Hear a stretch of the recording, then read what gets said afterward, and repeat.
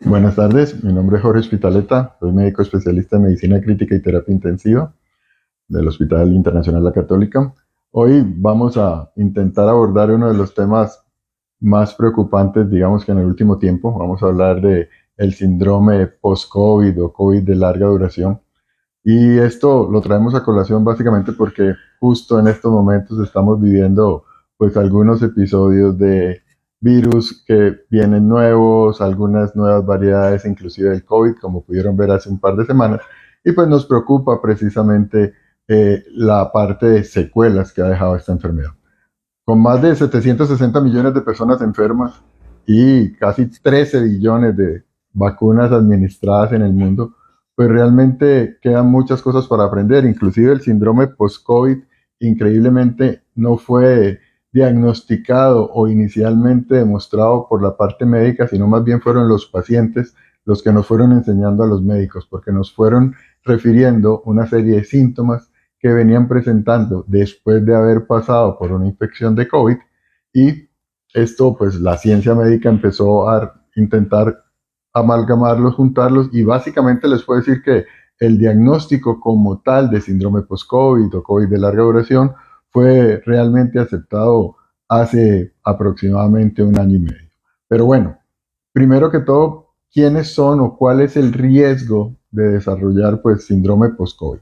Depende de algunos factores que son intrínsecos a la persona, como por ejemplo el sexo. Se ha demostrado que es un poco más frecuente en mujeres, personas de edad avanzada, personas que hayan tenido enfermedades previas, sean pulmonares o inclusive trastornos de alguna manera cognitivos, están más predispuestos a sufrir este síndrome post-COVID.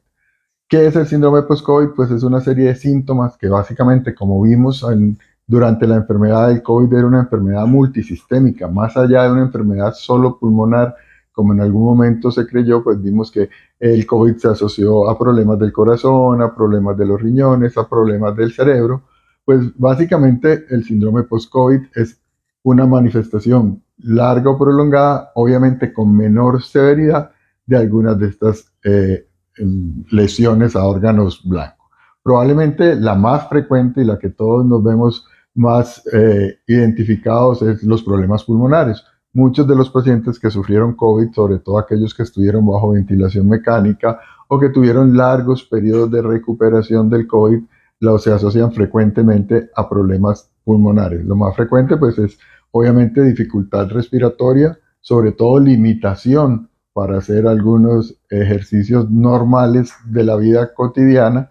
Entonces estos pacientes pues dejan una secuela que los limita y que inclusive en algún momento se empezó a pensar que era un trastorno más psicológico que real, pero con base en muchos estudios se ha demostrado que sí, que los pacientes, y en un porcentaje que es bastante importante, entre un 30 hasta un 60%, pueden presentar este síndrome post-COVID. Entonces, obviamente, si usted tuvo COVID y presenta síntomas, esto sí, no es inmediatamente saliendo de la infección o del cuadro agudo de COVID, sino que tienen que pasar por lo menos 12 semanas para uno poder decir que estos síntomas los podemos llamar síndrome post-COVID. Y como les digo, la definición es muy reciente y todavía se le están haciendo algunas adecuaciones, pero normalmente son 12 semanas después.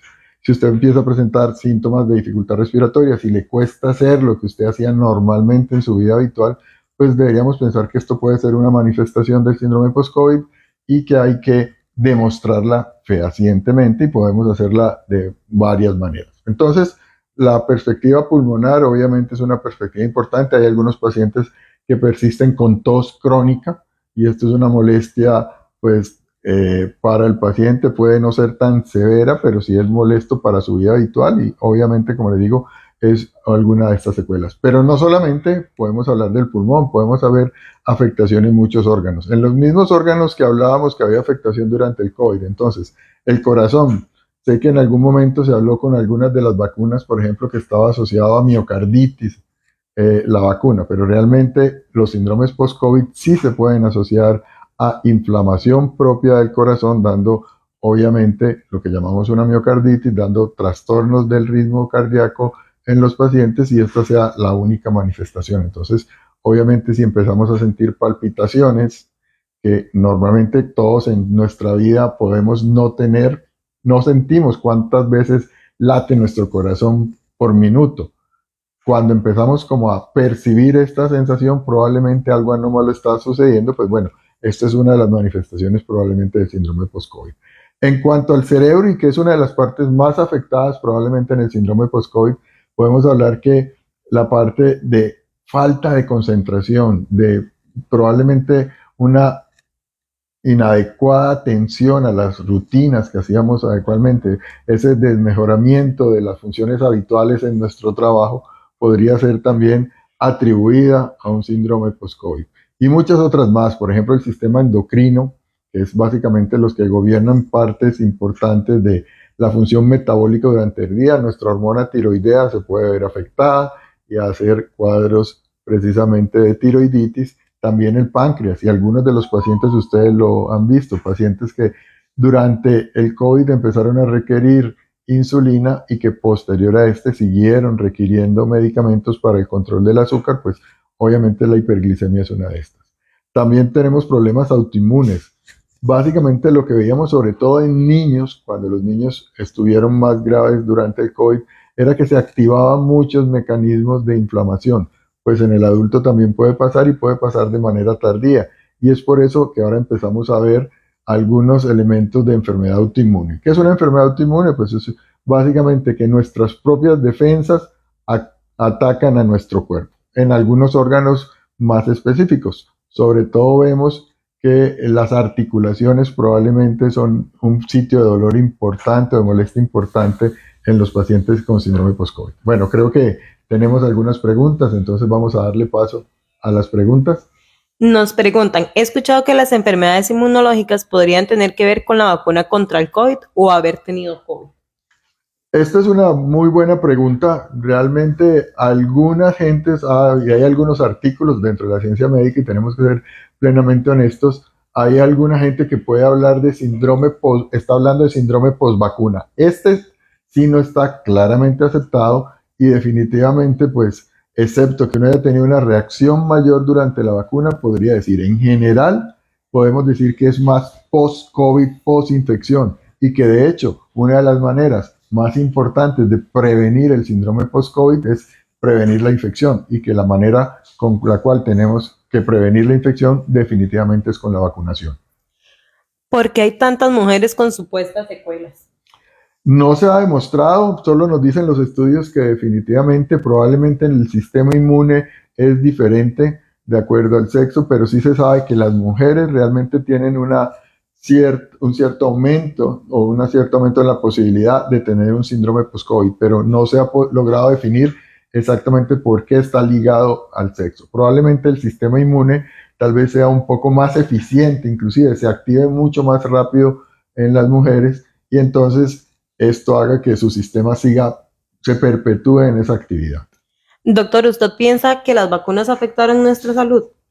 Realmente no, yo creo que las vacunas fueron lo que nos ayudaron a salir de esta pandemia. Yo creo que sin las vacunas probablemente no hubiéramos logrado salir de esta situación. Definitivamente está claramente demostrado y cada vez se demuestra más a través del tiempo que la posibilidad de tener enfermedad grave con vacunados versus no vacunados es realmente diferente.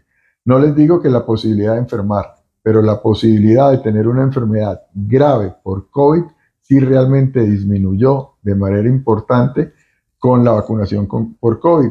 Y básicamente es un poco lo mismo que vivimos, no sé, los que tenemos un poquito más de años, ya no puedo decir que peinamos canas, pero porque no tenemos que peinarnos, pero los que nos tocó digamos que el pico de influenza hace ya varios años, unos 20 años, pues básicamente pasó lo mismo. Al principio no teníamos cómo manejarlos, salió la vacuna contra influenza, se asoció en algún momento a síndrome de Guillain-Barré y se creó todo un estrés acerca de la vacunación, pero como ustedes ven, 20 años después todavía nos seguimos vacunando anualmente contra la influenza porque es un método válido, correcto de prevenir la enfermedad. Nos dicen sangrados después de una anticoagulación, en especial en la menstruación cuando se retiró el medicamento. Realmente la anticoagulación más bien es el tratamiento de elección porque algunas de las patologías que no mencionamos, y gracias por recordárnoslo, es que el COVID, tanto en el periodo agudo como en el periodo post, en el síndrome post-COVID, favorece más bien a la coagulación, tiene fenómenos procoagulantes donde los pacientes pueden hacer trombos. Entonces realmente a veces los pacientes perciben que tienen aumento, digamos, del sangrado menstrual, por ejemplo, después de haber suspendido la anticoagulación. No se considera un sangrado mayor esto, entonces, pues hay que tener realmente pues, una medida. Nosotros consideramos que los anticoagulantes dan sangrados mayores cuando presentan algún otro tipo de sangrado, el sangrado menstrual realmente no está dentro de estos ítems y la anticoagulación sí es un arma vital e importante para el manejo de los pacientes post-COVID porque sabemos que la trombosis es uno de los efectos más graves tanto en el pulmón como a nivel cerebral. De hecho, parte de las secuelas post-COVID a nivel cerebral pareciera que tiene que ver con precisamente algunos microinfartos que no son visibles a una tomografía normal, precisamente en los pacientes que han tenido COVID. Entonces, cuando uno está anticoagulado, sí puede tener algún episodio más importante de lo que considera normal. Yo le digo a mis pacientes cuando están anticoagulados, que probablemente si ellos se cortan no es que no va a sangrar o no es que no va a parar la sangre, sino que va a sangrar más tiempo del que estaría si no estuviera anticoagulado, pero que con presión y algunas medidas, si es un sangrado mínimo y leve, va a ceder. Obviamente va a tomar más tiempo, pero es parte del tratamiento y es parte del efecto medicamentoso. Nos preguntan puntualmente cuáles son las secuelas que más se observan después del COVID a mayores grados. Ok, definitivamente lo más importante probablemente es la parte cognitiva del paciente. Entonces, en un 50-60% de los pacientes podemos ver trastornos para la concentración, trastornos de memoria, de hecho lo llaman como una nube en el cerebro que se le pierden, digamos, por un periodo de tiempo la posibilidad de concentrarse o de recordar pequeñas cosas y es el trastorno más frecuente. Después de esto vienen los trastornos respiratorios, que aunque son un poco más molestos, realmente son menor en número, pero sí son probablemente los que hacen consultar más a los pacientes. Hay un síndrome que llamamos síndrome de fatiga crónica y es esa sensación de que no descanso. Entonces toda esta parte también hace parte, digamos, del trastorno cognitivo, que es de lo que hace consultar y que se asocia no solo a enfermedad post-COVID. Podemos asociar, digamos, el síndrome de fatiga crónica a una patología que se da normalmente post-viral de muchas. Un paciente que tuvo herpes, un paciente que tuvo citomegalovirus, que tuvo un Epstein-Barr virus, pues puede presentar precisamente la misma sintomatología de esa pérdida de la fuerza para hacer las cosas normales que hacemos día a día. Doctor, ¿es posible que existan secuelas post-COVID de forma tardía, ya sean 5 o 10 años? No lo sabemos, no lo sabemos. Probablemente la presentación, el que lo va a presentar y el que definitivamente lo va a hacer más manifiesto, lo va a presentar más temprano. Sí decimos que tienen que pasar precisamente ese periodo de 12 semanas aproximadamente y empezar a sentir síntomas diferentes o nuevos. Porque hay unos pacientes que podemos llamar que es como un COVID prolongado que no termina de liberarse hasta pasado mucho tiempo. Pero este síndrome post-COVID es una vez se ha recuperado, el paciente prácticamente estaba asintomático y vuelve a iniciar medidas. Entre más rápido lo presenten, pues más probablemente más severo va a ser. Vamos a tener que ir viendo qué pasa en 5, 10 años, 15 años realmente, porque hasta este momento, pues los primeros casos fueron diciembre de 2019, podemos decir que a diciembre del 2023 teníamos 4 años de evolución. Si hay pacientes que lo han presentado, de hecho hay algunas gente que empieza a diferenciarlo entre si es a los 3 meses, a los 6 meses o a los 12 meses dentro de la clasificación de enfermedades, pero a tan largo plazo pues sería lucurar que vamos a poder presentar un síntoma y va a ser cada vez más difícil conforme pase más tiempo decir que fue secundario a el COVID. De hecho, como les dije, hay muchas enfermedades virales que pueden dejar algunos síndromes como el síndrome de fatiga crónica asociado que no necesariamente lo podemos atribuir al COVID. El COVID sigue afectando actualmente nuestra salud. ¿Los nuevos virus podrían ser igualmente dañinos?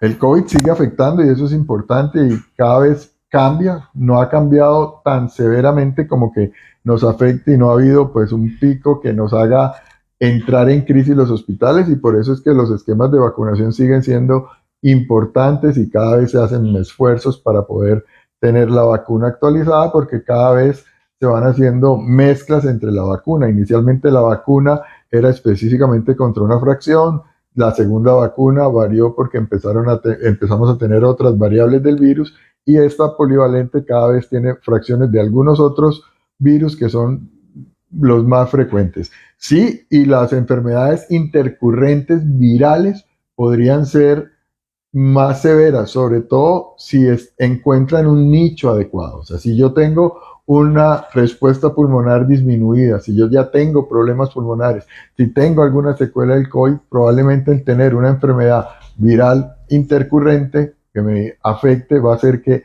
yo perciba y que realmente la severidad de esta enfermedad sea mayor y me haga consultar probablemente más rápido. Entonces, lo que tenemos que tener en mente precisamente es eso, que lo más importante es obviamente la prevención y la prevención es vacunación y seguir algunas medidas básicas que también creo que hemos perdido, o sea, mantener la distancia, uso de mascarillas si me siento enfermo y voy a salir, evidentemente pues el lavado de manos que también lo hemos perdido y el lavado de manos es imprescindible no solo para COVID sino para muchas enfermedades, entonces tenemos que tener en mente claramente que la manera para evitar síndrome post-COVID obviamente es intentar evitar la enfermedad. Dentro de los otros factores que podemos modificar es precisamente uno de los que más se ha visto afectando, que es la severidad de la enfermedad. Está demostrado que la vacunación disminuye la severidad de la enfermedad, entonces, por tanto, la vacunación sigue siendo un elemento importante, no solo para prevenir la enfermedad, prevenir las formas severas, sino que probablemente también sirva para prevenir el síndrome post-COVID, obviamente. Y en cuanto, si ya llegamos a tener la enfermedad, pues obviamente dependerá de la severidad. A mayor severidad, vamos a tener mayor posibilidad de tener eventualmente un síndrome post-COVID. Y definitivamente nos afecta de manera importante para actividades de vida cotidiana. Y no tenemos que estigmatizar a estos pacientes. Hay que estar seguros y tenemos métodos médicos para demostrar realmente que el paciente tiene un síndrome post-COVID. Hay algunos tests que se pueden hacer desde el punto de vista pulmonar para definir que el paciente sí tiene alteración, por ejemplo, en la capacidad pulmonar. Entonces, podemos demostrar fehacientemente que este paciente tiene una afectación y si corresponde en el rasgo de tiempo después de haber presentado COVID, pues obviamente lo más posible es que sea un síndrome post-COVID y así con muchas otras patologías que podemos ir dilucidando y por eso es importante que consulten para definir que si es un síndrome post-COVID o si es algo que puede tener tratamiento y que efectivamente no tiene nada que ver con el COVID. Entonces, básicamente yo les diría que es una amplia variedad, prácticamente lo que se imaginan puede ser un síndrome post-COVID, desde dolores musculares, dolores articulares, desde inflamación de las articulaciones, hasta cosas más graves como lesiones pulmonares. Entonces, tenemos que estar obviamente pendiente de esto. Creo que tenemos algunas preguntas más. Doc, ¿problemas para dormir? ¿Existen estudios? Sí, todos los trastornos, digamos, precisamente cognitivos, hay varios estudios que definen que sí. Por ejemplo, el insomnio, que es lo que se está presentando probablemente la persona que nos pregunta, si está asociado en alguna medida a síndrome post-COVID o inclusive en algún grupo de pacientes se puede ver a un síndrome de estrés postraumático.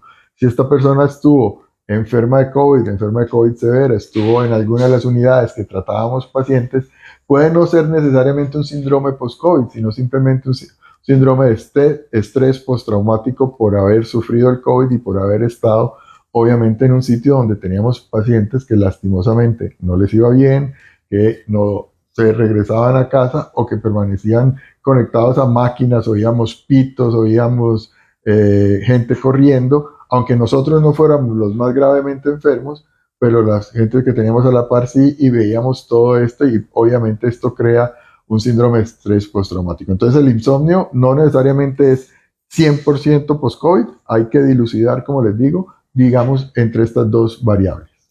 Se habla de una nueva pandemia para este año relacionada con el COVID. ¿Qué tanta certeza se tiene al respecto? Realmente no hay ninguna certeza, ojalá pudiera predecirlas con esa fidelidad y podríamos prevenirlas si lo lográramos predecir. Lo que sí es que no podemos abandonar los estilos de vida saludables, el caminar, el hacer ejercicio, obviamente el lavado de manos, el no salir si me siento enfermo y si voy a salir, pues por favor utilizar las mascarillas, evitar los sitios cerrados y aglomerados si tengo síntomas de gripe, es hacer una vida normal con ciertos cuidados básicos para poder mantenernos saludables. Y la idea es que nos protejamos todos. Una de las medidas obviamente importantes es mantener los esquemas de vacunación actualizados. Al inicio prácticamente no se conocía mucho. Cuando salieron las vacunas no se sabía si había que revacunarse o no. Ahora sabemos que los esquemas completos van más allá de 2 o 3 dosis que nos pongamos de la vacuna. Tenemos que tener esquemas completos de vacunación para estar protegidos y conforme vaya evolucionando esta enfermedad probablemente la veremos como hacemos actualmente con la influenza. Si ustedes recuerdan, al inicio no se podía uno vacunar en el mismo momento de COVID e influenza y un año después ya se ha demostrado que realmente uno puede utilizar las dos vacunas en el mismo momento y no hay ningún inconveniente. Si una persona sufrió un COVID complicado, ¿es posible que eso haya afectado su sistema inmunológico, ya que condiciones que antes no lo afectaban ahora se está desencadenando en procesos infecciosos? Efectivamente, la respuesta inflamatoria que presenta el COVID es importante. El sistema inmune es quien media esa respuesta inflamatoria. Entonces, hay algunas células que parecen tener memoria a largo plazo precisamente de ese proceso inflamatorio y sí, cada vez estamos viendo algunas serologías positivas con algunos problemas del sistema inmune y sí es una posibilidad importante, sobre todo, y como les digo, depende de la severidad. Si uno tuvo un COVID que no requirió más allá que el aislamiento que antes hacíamos en casa, es más poco probable que si uno tuvo un COVID que requirió hospitalización, oxigenoterapia, edad avanzada, tengo patologías de fondo y además soy mujer. Esto hace que el sistema inmune se active mucho más y que haya una respuesta inmune que puede ser o más prolongada o que haya quedado algunas activaciones ahí a posterior. ¿Cuándo vienen las nuevas vacunas para las nuevas variantes? Vacunas, pues se están haciendo esfuerzos tanto desde la perspectiva privada que ya se iban a poder tener como desde la perspectiva pública. Ya tenemos o había algún proceso de ingreso de un número de vacunas de las nuevas cepas que ya se distribuyen y creo que cada vez vamos a ir teniendo. Sobre todo tenemos que tener en mente cuáles son las personas de más alto riesgo que necesitan completar ese esquema de vacunación. Entonces, no necesariamente una persona joven, sin ninguna patología reciente, sin ninguna patología importante va a requerir ese refuerzo ya, sino que va a haber un grupo etario, como cuando se inició la vacunación, un grupo con personas de patología de fondos que definitivamente van a ser prioritarios para colocar los refuerzos de las vacunas.